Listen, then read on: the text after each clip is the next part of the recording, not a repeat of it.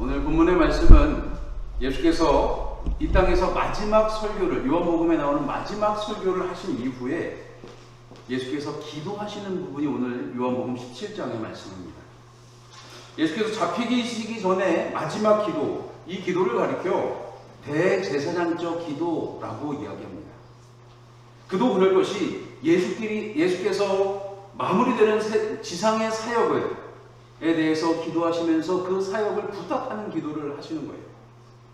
예수께서 마지막으로 하신 기도, 이것은 우리가 누군가에게 전화를 와서 한참 통화하다 뭐라 그래요? 맨 마지막에 근데 말이야, 내가 전화한 이유는 말이야 라고 해요. 근데 한국 아줌마들 약간 독특한 특성이 있죠. 2시간 통화하고 뭐라 그래요? 자세히 한번 만나서 하세요. 만나서 2시간, 3시간 밥 먹고 차 마시고 헤어지면서 뭐라 그래요? 자세히 한번 전화로 통화하세요.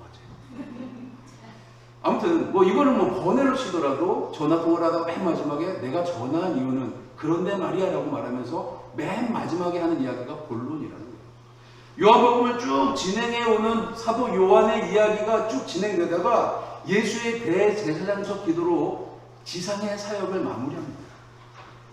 오늘 본문은 어쩌면 요한복음의 핵심이자 엑기스 같은 말씀이라는 거예요.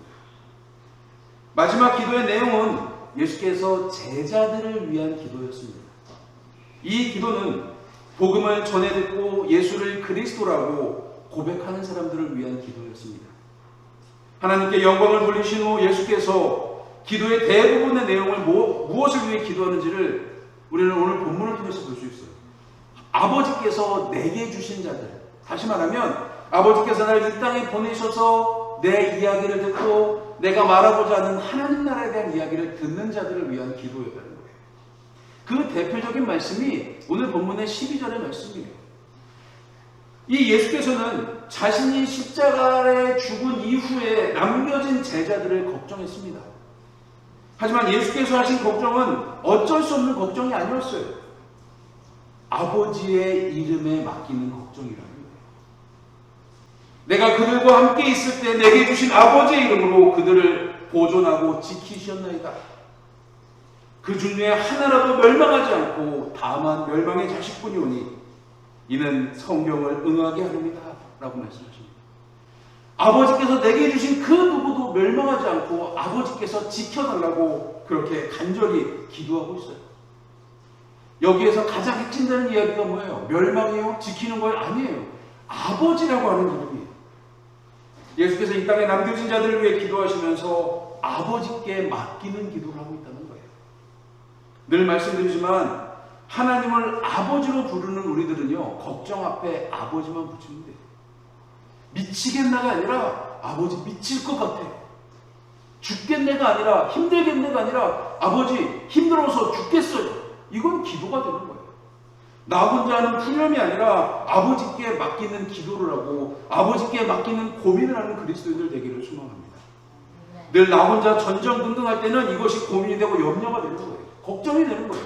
그런데 이것을 아버지께 맡기는 순간 내 걱정이 아니라 아버지의 걱정이 된다는 것, 우리가 그것을 믿고 나가는 그리스도인들이 되기를 소망합니다. 우리가 이 땅을 살아가면서 꼭 불러야 할 이름이 있다면 그것은 바로 우리의 하늘 아버지라고 하는 이름이에요. 내가 부르는 그 이름은 그냥 나랑 상관없는 2000년 전 저 유대 땅에 있던 유대인들의 종교, 그들의 신의 이름이 아니라 나에게 아버지가 되는 이름이라는 거예요. 내 걱정과 염려를 지키시는 분이 되는 거라는 거예요. 아버지의 이름으로 모든 것이 가능해지는 것, 그것을 우리는 기도라고 이야기합니다. 우리의 삶에 아버지의 이름이 필요하지 않습니까? 연약하고 허물 많은 나를 불러주시고 아픔 많고 상처 많은 나를 안아주시는 아버지의 이름이 필요하지 않나요? 그 아버지는 우리를 창조하셨을 뿐만 아니라 끝까지 우리를 지키고 멸망하지 않게 하시는 분이라는 걸 생각해 보십시오. 우리를 인도하기 원하시는 분이에요. 푸른 초장, 맑은 물가로 우리를 인도하기 원하시는 분이에요. 아버지의 이름을 부르며 살아가는 우리들이 이제 그리스도인이 되고 하나님의 자녀가 되는 거예요. 예수께서 제자들까지 걱정하시면서 기도하셨던 신앙의 유산은 너희들의 걱정과 염려를 앞으로 십자가 사건, 부활 사건 이후에 너희들에게 고난과 핍박과 압박이 다가올 텐데 그때 아버지께 내가 너희들을 맡겼다. 이것을 가르쳐주고 싶으신 거예요. 내 모든 것을 아버지에게 맡겼다가 되는 거예요. 예수께서 오늘 본문에서 누구를 도우시는 분이 하나님이신지를 분명하게 말씀하십니다. 20절 말씀 보세요. 내가 비옵는 것은 이 사람들만을 위함이 아니요 또 그들로 말미암아 나를 믿는 사람들도 위함이다라고 말씀하고 있습니다.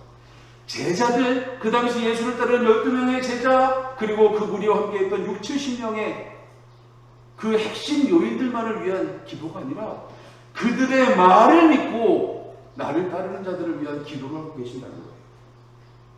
예수님 당시 예수님을 따르는 자들, 여러분 그들만 선택받았다고 생각하십니까? 그들이 예수님을 눈으로 보고 만지고 함께했기 때문에 그들만 축복받았다고 생각하십니까? 아니에요. 예수께서 전한 복음이 우리에게 전해지는 순간 우리도 축복받은 사람이고 우리도 선택받은 사람이 되었다는 거예요. 우리는 어려운 시대를 살아가고 있어요. 첨단화된 편안한 시대처럼 보이지만 이 시대는요, 전염병으로 어렵고 여전히 전쟁으로 어렵고 여전히 기근으로 어렵고 여전히 다툼과 싸움으로 어려운 시대를 살아가고 있어요. 이 요즘 세대의 가장 무서운 폭탄이 뭐예요? 핵폭탄? 수소폭탄? 아니요. 어쩌면 이것은 우리가 경험해 본 적이 없기 때문에 우리가 동떨어진 폭탄처럼 느껴요. 이 시대의 가장 어려운 폭탄이 뭐냐면요, EMP예요. 전자파. 모든 전자기기를 무능화시키는 전자파 폭탄을 떨어뜨리는 거예요. 휴대폰도 안 되고 전화도 안 되고 아무것도 안 되는 거예요. 고립되는 거예요. 연결이 안 되는 순간 모든 것이 끝나버리는 거예요. 지금 이 시대는요, 연결된 시대예요. 네트워크, 커넥션, 연결이 중요한 시대를 살아가고 있잖아요.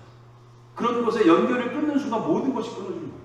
그렇다고 한다면 이 어려운 시대에 우리가 가장 두려워야 될 것은 뭐냐면 EMP 폭탄이 아니라 하나님과 우리를 연결하는 것이 끊어지는 게 더 두려운 일이 되어야 돼요. 전쟁이 우리들과 이웃을, 우리들과 가족을, 내 친구들과 나를 끊어놓는 것이 두려운 것이 아니라 내가 기도하지 않는 순간, 내가 하나님을 아버지라고 부르지 않는 순간 하나님과 나의 연결이 끊어지는 거예요. 하나님을 아버지라고 부르는 순간 그 연결은 다시 연결됩니다만 우리가 하나님을 아버지로 인정하지 못하는 순간 우리들은 가장 두려운 공포 속에 살아갈 수밖에 없는 거예요.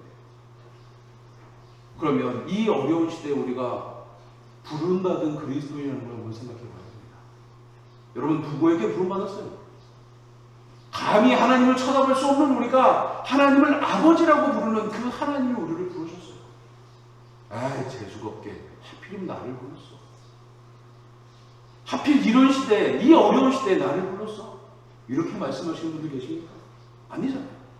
어려운 시대에 불렀다는 것은 그만큼 맡길 책무가 위중한 것이고 그 어려움 속에 도우심이 크심을 믿으시기를 바랍니다. 지난 주간 우리는 위기를 기회로 바꾸는 하나님의 능력에 대한 말씀을 나눴어요. 우리가 부족한 지혜를 하나님께 구할 때 꾸짖지 않고 후해 주시는 하나님의 말씀에 대해서 배웠습니다. 위기가 기회가 되려면 도우심이 필요합니다. 세상 사람들은 그 도움을 우연 혹은 재수라고 이야기를 해요. 우연히 일어난 일이다. 재수가 좋다라고 이야기합니다. 아니, 우리가 하나님 앞에 아버지라고 부르면서 기도하는 순간 응답하는 그것은 우연이 아니라 하나님의 역사하시고 개입하심이라는 거예요. 세상 사람들이 말하는 재수가 좋은 일이 아니라 하나님의 도우심이라는 거예요. 이것은 오늘 우리들이 살아갈 시대의 그리스도인다운 삶의 모습이 되어야 됩니다. 여러분, 무엇을 위해 기도하고 무엇을 위해 간구하고 있습니까? 오늘 우리들의 삶 속에서 무엇을 증거하며 살아가고 있습니까? 저는 2009년 2월 1일 날 아름다운 교회 부임했습니다. 2008년 12월 첫 번째 주일에 와서 이곳에서 구역회를 하고 여러분들에게 처음 인사를 드리고 2009년 2월 1일 날 부임을 했는데 2009년 제 기억으로는 4월 달이었던 것 같아요. 새벽 예배를 마치고 성경을 읽고 있는데 역대기 21장을 보다 큰 감동을 받았어요. 그러면서 지금 14년 동안 한 번도 잊지 않고 하는 기도가 제 스스로는 오르난의 타작마당 기도라고 이름을 붙였어요. 역대상 21장에 보면 하나님께 예배하기 위한, 다윗이 하나님께 예배하기 위해서 오르난의 타작마당에 나타난 천사를 보고 그곳에서 예배하기 위해서 그 밭을 사는 장면이 나와요. 그걸 보고 제가 감동받았어요. 우리 교회 땅이 우리 땅이 아니잖아요. 우리가 쓰고 있는 땅이 우리 땅이 아니잖아요. 저는 우리 교회가 이 땅을 제값을 주고, 성경의 표현대로는, 다윗의 표현대로는 상당한 값을 주고 사는 교회가 됐으면 좋겠어요. 에이, 목사님 어떻게 그런 일이 일어나요? 아니요. 그 일은 분명히 일어날 겁니다. 이 땅은 그냥 하나님께 예배할 땅이니 제가 헌물하겠습니다. 하나님께 바치겠습니다. 여부수 사람 오르나는 다윗 앞에서 그렇게 이야기했어요. 그때 다윗은 아주 분명하게 이야기합니다. 그렇지 않다. 내가 상당한 값을 주고 이 땅을 사겠다라고 해요. 그리고 너의 물건을 빼앗지 않고 값없이 번제드리지 아니할 것이다라고 이야기합니다. 사실 이 이야기의 배경에는 다윗의 실수와 다윗의 욕심이 담겨져 있습니다. 역대기는 분명히 말합니다. 다윗이 사탄의 충동으로 인해서 이스라엘 백성들을 계수, 다시 말하면 백성의 숫자를 카운트하는 거예요. 그런데 다윗이 이 이스라엘 백성들을 계수한 이유, 카운트한 이유가 뭐냐면 이스라엘 백성 중에 전쟁에 나갈 만한 사람이 몇 명인지를 세는 거예요. 칼을 뽑을 만한 사람, 전쟁에 나가서 이기기 위해서는 병력, 군사력이 중요한데 그 병사들이 몇 명인지를 세고 싶었던 거예요. 그럼 보세요. 이스라엘 역사를 보면요.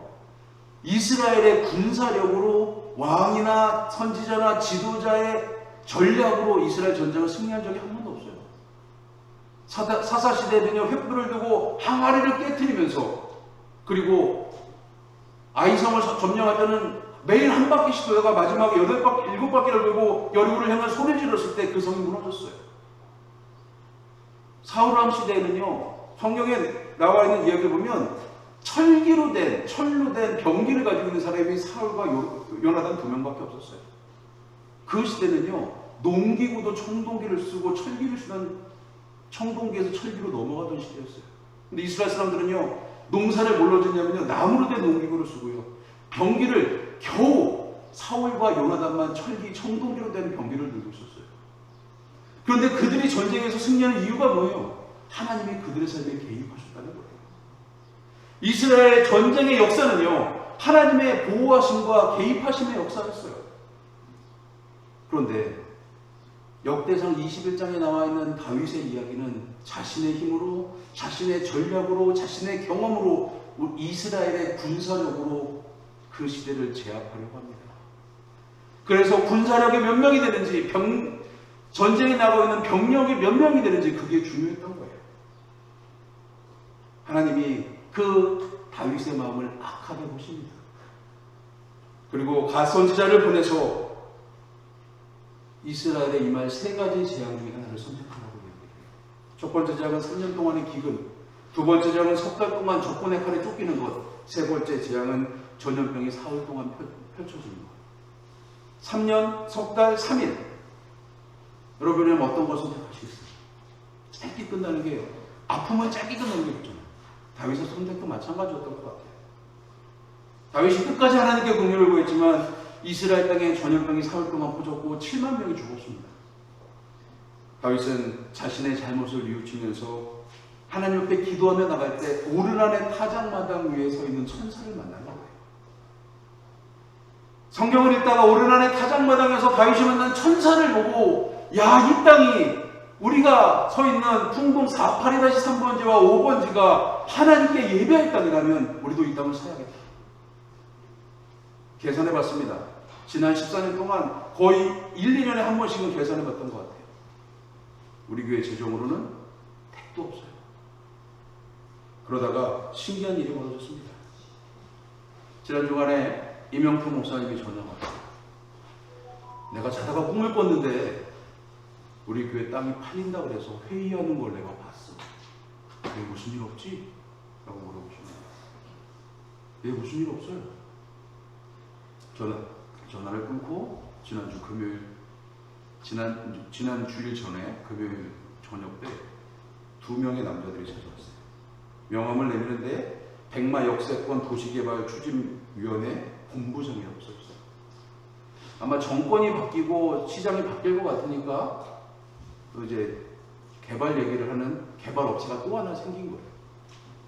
그러면서 우리 교회가 합법이냐 불법이냐 이걸 물어봐요. 그래서 그 사람들 손에 뭐가 들어있나 보니까 지적도가 들어있어요. 다 알고 온 거예요. 그래서 뭐 돌려보냈습니다. 14년 동안 기도해 봤습니다. 물론 혼자 기도했습니다만 오르난의 타작마당이라고 하는 이름을 가지고 기도했어요. 미국에 있는 목사님이 갑자기 전화해서 꿈에 이상한 꿈을 꿨다라고 이야기를 하신 거예요. 그리고 2명의 사람들이 찾아왔습니다. 요즘 말로 현실이 자각되는 시간이 느껴지는 거예요. 아, 우리 교회 재정으로는 택도 없이 이 땅을 사기엔 택도 없는 재정입니다. 현실이 무엇인지 깨닫게 되었습니다. 낙담했어요. 근데 지난 월요일 날 한 목사님이 저에게 전화하세요. 목사님, 밥이나 먹죠. 네, 밥 먹읍시다. 나갔어요. 아주 친하게 지내는 목사입니다. 일산 동점왕에 저하고 아마 가장 친하다고 말할 수 있는 목사님인데 그 목사님의 교회는 상가 한 층을 사서 목회하는 교회예요. 10년 동안 그 교회의 기도 제목은 뭐냐면 교회 건물을 사서 교회가 이전하는 게 꿈이에요. 그게 기도 제목이에요. 교회 재정은 우리 교회 한 2배 정도, 3배, 2배 좀 넘고 3배는 안 되는 그런 정도의 교회 재정입니다. 교회 재정을 잘 알고 있는데 그분이 하는 말이 뭐냐면 우리 내년 추수감사절에 2023년 추수감사절에 서구에 있는 교회로 이전하게 됐습니다. 어떻게 해요? 몇십억을 주고 그 교회를 계약했다는 거예요. 교회 재정이 우리 교회 2배 조금 넘는 교회니까 어떻게 그 일이 가능하냐고 물어봤어요. 근데 그분이 하는 말이 뭐냐면 온 교회가 이 일을 위해서 기도할 때 교인들의 가정의 사업장에 축복이 임하기 시작하고 헌금이 어느 순간 순식간에 모아졌다는 거예요. 그래서 55억이라고 하는 돈을 빚 없이 계약을 하고 왔다는 거예요. 저는 낭망하고 있었잖아요.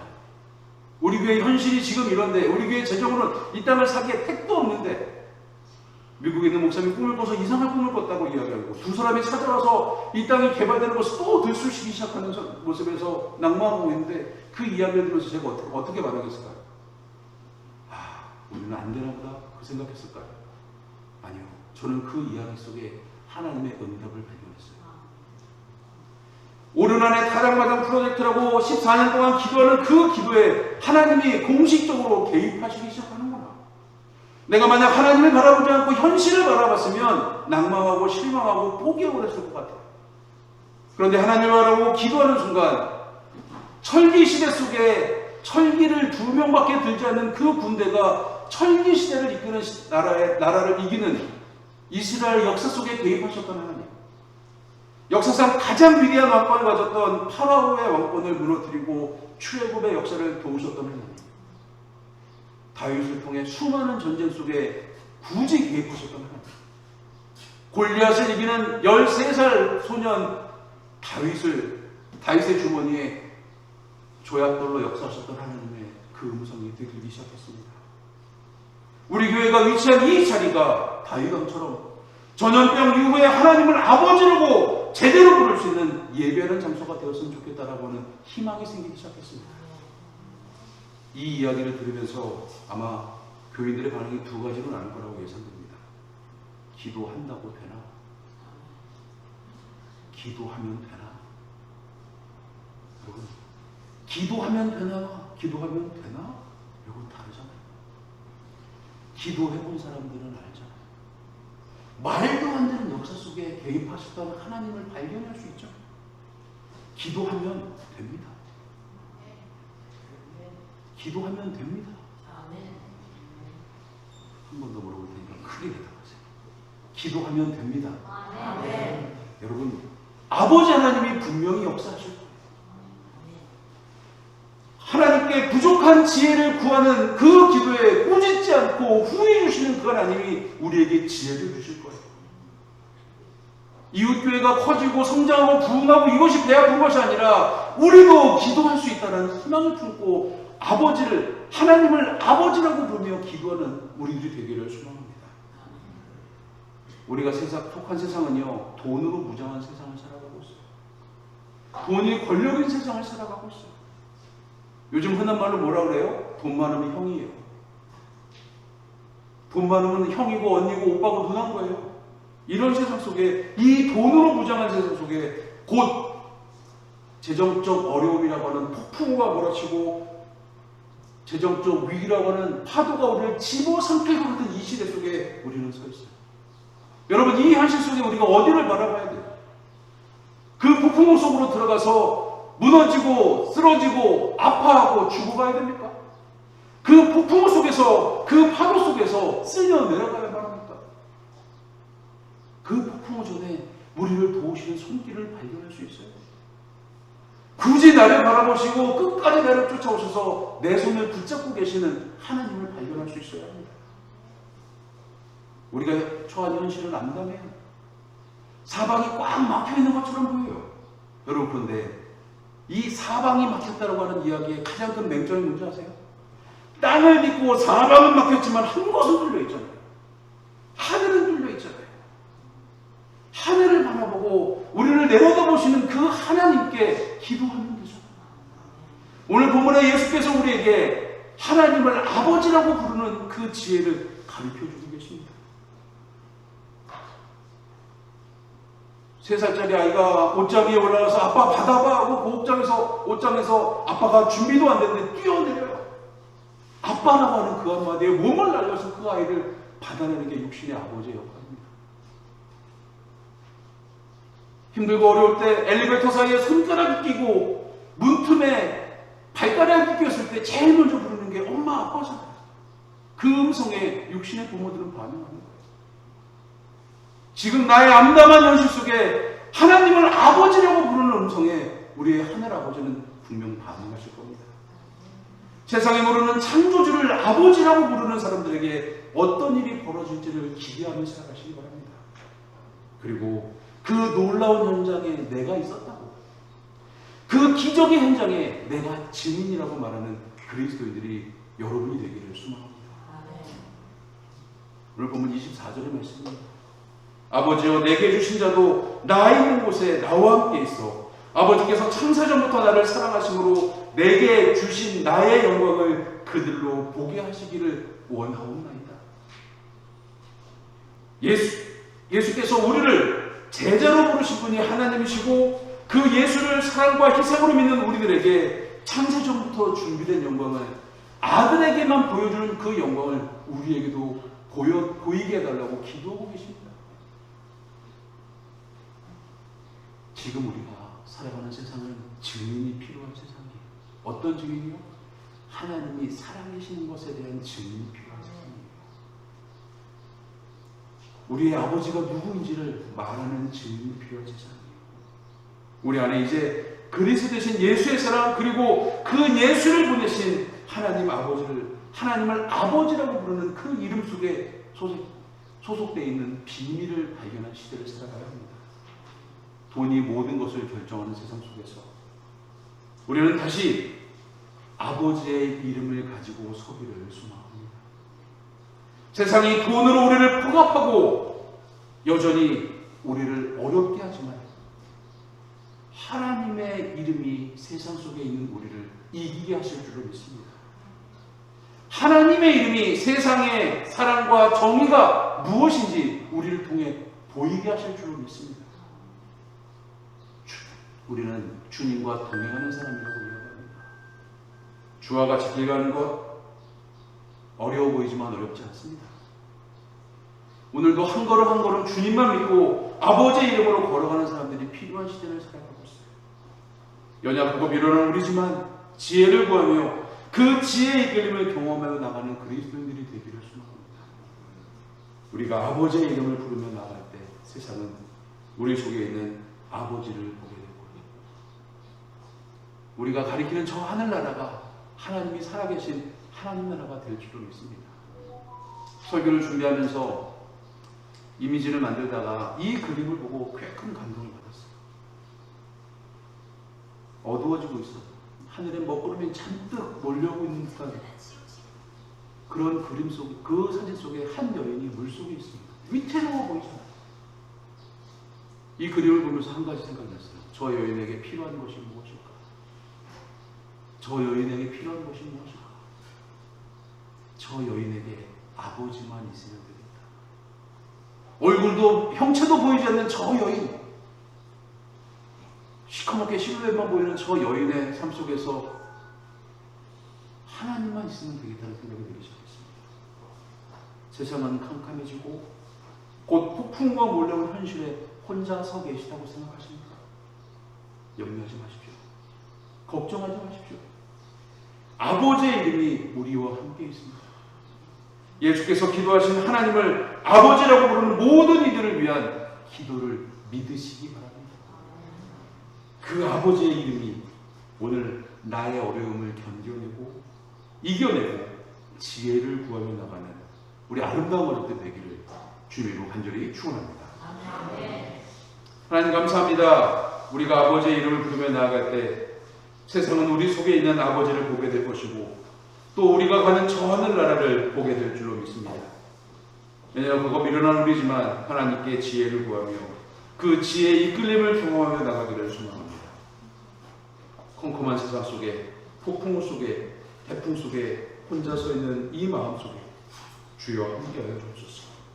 이제 우리가 하나님을 아버지라 부르며 나아가겠습니다. 주여 우리 손을 붙들어 주옵소서. 우리와 같이 걸어가 주시고 함께하여 주옵소서. 우리가 이제 주님과 동행하게 하겠습니다. 아버지와 동행하겠습니다. 아버지를 따르겠습니다. 우리와 함께하여 주옵소서. 예수님의 이름으로 기도드렸습니다. 아멘.